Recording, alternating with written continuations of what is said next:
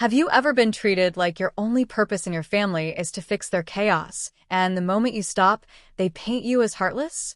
That's exactly what happened to me, and it shattered everything I thought I knew about love, loyalty, and family. My family demanded I skip my anniversary trip to babysit my sister's kids and called me heartless when I refused. They guilt-tripped me for weeks about being selfish and not understanding family priorities. I ignored them for 2 months. Then they finally showed up at my door demanding I pay their professional babysitter bills since it was my fault. I said something that left them completely speechless. Hi, I'm Nina, 32F, and I've always been the responsible one in the family. Not because I'm the oldest, my sister Tara, 35F, holds that title, but because I'm the one with a stable job, a decent apartment, and apparently, the ability to drop everything for the good of the family. At least, that's what they always told me whenever they wanted something. My husband and I had been planning our 10th anniversary trip for almost a year. We saved, booked everything, and even timed it around a work lull for me so I wouldn't have to check emails by the pool. It was supposed to be 7 blissful days in Costa Rica. Just us. No obligations. No phones. No drama. Then, 2 weeks before the trip, I got a group call from my mom, dad, and Tara. Sweetheart, my mom began in that I've already decided for you tone. Tara and James just got offered a last-minute couples retreat in Napa Valley. It's all paid for. They leave the same week as your trip. I already knew where this was going. Tara needs someone to watch the kids, Dad said, like it was an unfortunate coincidence. You work from home.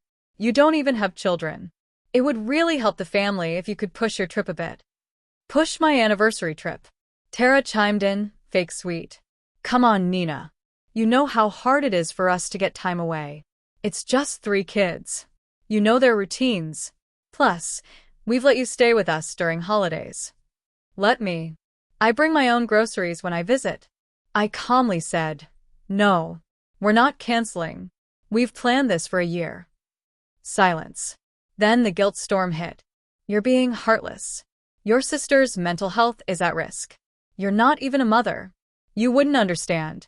You've changed since you got married. It's always you first.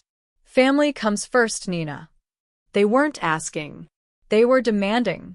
When I didn't budge, my sister accused me of punishing her for having a real family.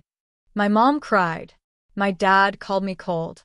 Tara even posted a vague Facebook status. Some people only care about themselves even when children are involved. I turned off my phone. We went on our trip. Costa Rica was paradise. When I got back, they were still furious. They'd hired a professional nanny. And according to Tara, it ruined the retreat because the sitter didn't love the kids and charged an absurd amount. I didn't ask for receipts. I didn't reply. Then silence for 2 whole months. Until last week, when all 3 of them showed up at my apartment, holding a printed invoice. Mom spoke first. You're the reason we had to hire her. So, you're paying this. I laughed out loud. That's when I said something that made them freeze. I stood there at my door, still holding the grocery bag I just brought in, staring at the 3 people I once considered my family. My mom was in full martyr mode, arms crossed over her cardigan. Dad had that disappointed frown he wore whenever I didn't follow the script. Tara held the babysitter invoice like it was a court summons. $1,380. Apparently, that's what it cost them for 5 days of childcare while they sipped wine in Napa. You're the reason we had to hire outside help, Tara snapped. You knew we were counting on you. You didn't even try to compromise. Compromise? I blinked. I wasn't invited into this conversation. You told me what you wanted. I said no. That's not compromise. That's coercion. Mom stepped forward, ever the peacekeeper with emotional blackmail as her favorite tool. Nina, you knew Tara was under stress. It was just 1 trip. And you chose a vacation over family. That's when it hit me. This wasn't about a bill. It never was. This was about control. I put my groceries down, leaned on the doorframe, and said quietly, you don't owe me anything. I've never asked you to watch my pets, help with bills, plan my wedding. You don't owe me. They exchanged a glance, confused. But I don't owe you either. I'm not your backup parent. I'm not your emotional support adult. I'm not your stand-in nanny. And I'm sure as hell not your wallet. Tara's jaw dropped. Dad muttered something about how I wasn't raised to be so cruel. And that's when I hit them with it. You call me selfish, but all I ever did was finally put up boundaries. The moment I stopped being convenient for you, I became heartless. You want to hand me a babysitting bill? Fine. Here's mine. For every time I drove 4 hours for your emergencies, every holiday I cooked, every birthday I sent money for your kids without a thank you. Want to play that game? Let's go. Silence. Even Tara, who always had something sharp ready, just stared at me. I picked up the invoice, scanned it, and said, "Tell her thanks for doing what I wasn't obligated to do. And next time, try calling someone you actually respect." Then I tore the paper in half and closed the door calmly. Inside, my heart pounded, not from guilt, but from relief. Because I hadn't snapped. I'd simply drawn a line. And they weren't used to it. 2 hours later, Mom texted, "We didn't mean to upset you. You're just not acting like family lately." I didn't reply.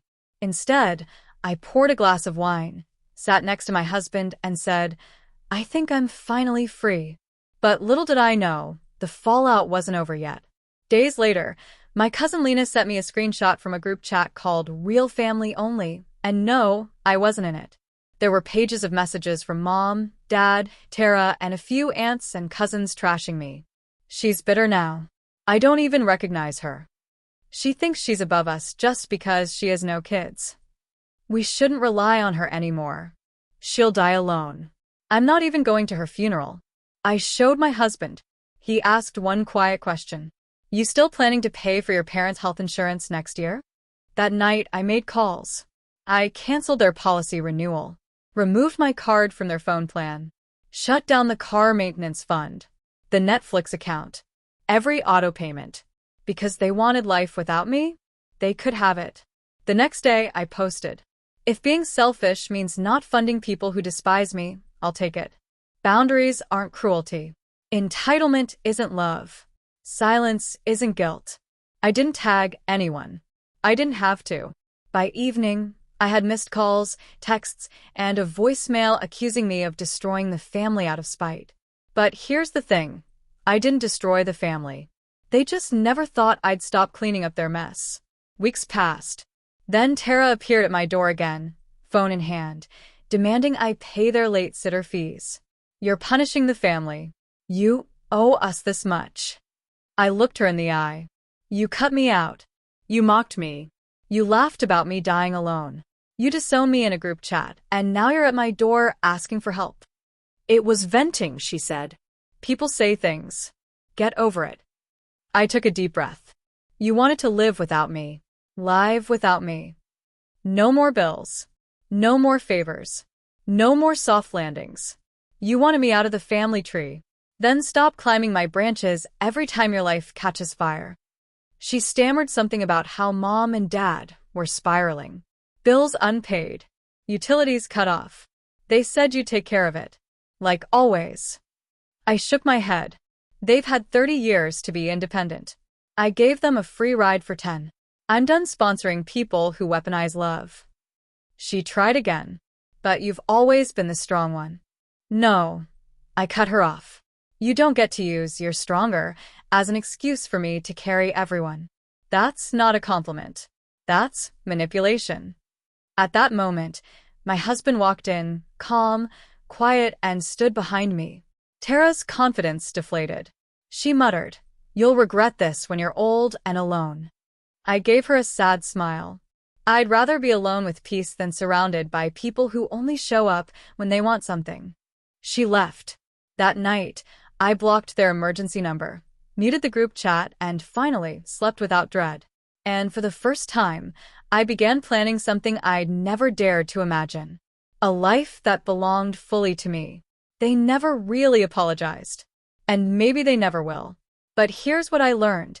Family isn't who demands from you. It's who respects you when you say no. And I will never, ever apologize again for choosing peace over obligation.